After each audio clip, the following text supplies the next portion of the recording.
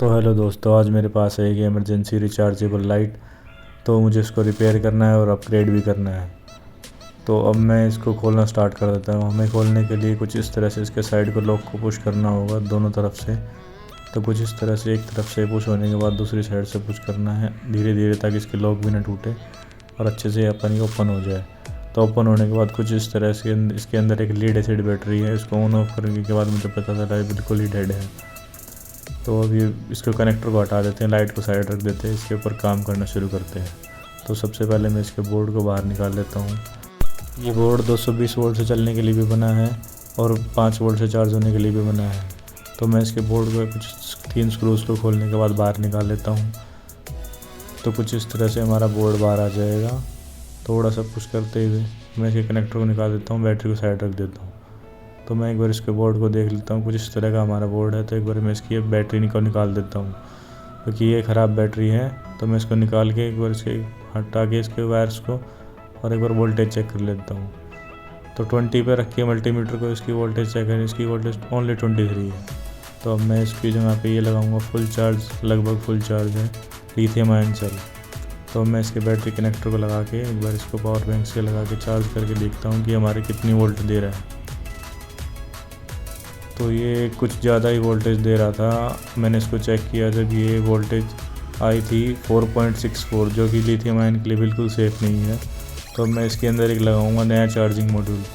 तो इस charging module की खासियत ये है कि ऑटो कट ऑफ कर देगा और ये लिथियम के लिए सेफ़ भी है। इसके अंदर 4.2 वोल्ट ही आती है चार्ज करने के लिए। तो ये देखिए बैटरी से बिल्कुल ओके लाइट ग्लो हो रही है दोनों मोड्स पे, लो हाई पे। तो चलिए अब इसको लगाना शुरू करते हैं।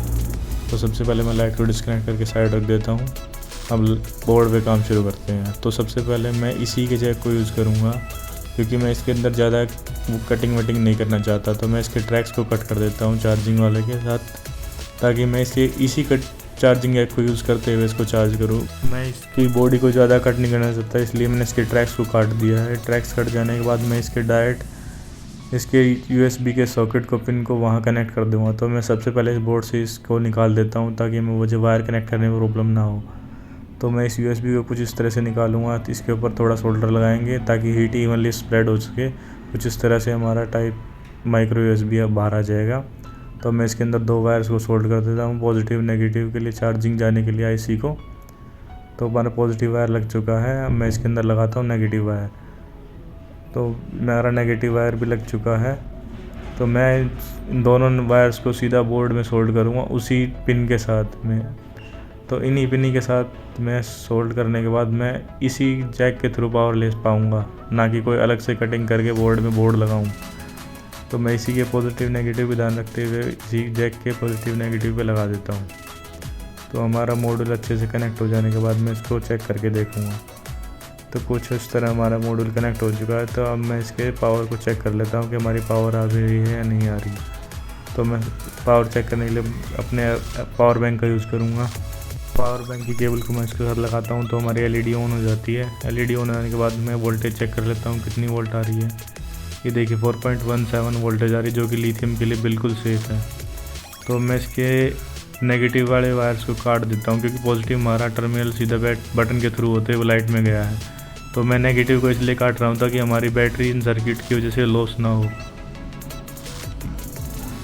तो अब मैं इसकी वायर्स को बैटरी के कनेक्टर पे सोल्ड करूँगा सीधा, ताकि हमारी कनेक्शन में कोई दिक्कत ना हो। नहीं तो मुझे इसके बटन के साथ अलग से वायर लाने पड़ते कनेक्ट करने के लिए। तो मैं उसी पोजीशन पे इसकी बैटरी को कनेक्ट कर दूँगा जहाँ पे ये पहले कनेक्ट थी। बस इसके चार्जिंग के मॉड्यूल को मैंने चेंज कर दिया है, बाकी ट्रैक्स को हटा के। अब इसके अंदर एक लिथियम का चार्जर लगा हुआ, तो मैं इसके 220 वाले कनेक्टर को भी काट देता हूँ। इस कनेक्शन को काटने के बाद ये सेफ़ हो जाएगा। तो मैं इसके अंदर चार्जिंग लगा के एक बार इसको टेस्ट कर लेता हूँ। देखिए हमारा इंडिकेशन प्रॉपरली आ चुका है। तो हमारी वोल्टेज भी प्रॉपर आ चुकी है। तो वोल्टेज चेक करने के बाद हमारी 4.17 प्रॉपरली वोल्टेज शो कर रहा है। बैटरी टर्मिनल पर हम इसके अंदर बैटरी कनेक्ट करते हैं। तो मैं बैटरी कनेक्ट करने के लिए दोनों वायर्स को पॉजिटिव नेगेटिव का ध्यान रखते हुए सोल्ड कर देता हूँ बैटरी के ऊपर, और फिर इसको ऑन करके देखूँगा। तो मेरा नेगेटिव वायर लग जाने के बाद मैं इसको ऑन करूँगा। तो मेरे वायर कनेक्ट हो चुके हैं अच्छे से। अब मैं इसके अंदर एक बार लाइट कनेक्ट करके और इसको ऑन करके देखता हूँ। तो ये देखिए हमारे सारे कनेक्शन हो चुके हैं, सामान को मैंने साइड कर दिया है। अब इसको ऑन करते हैं।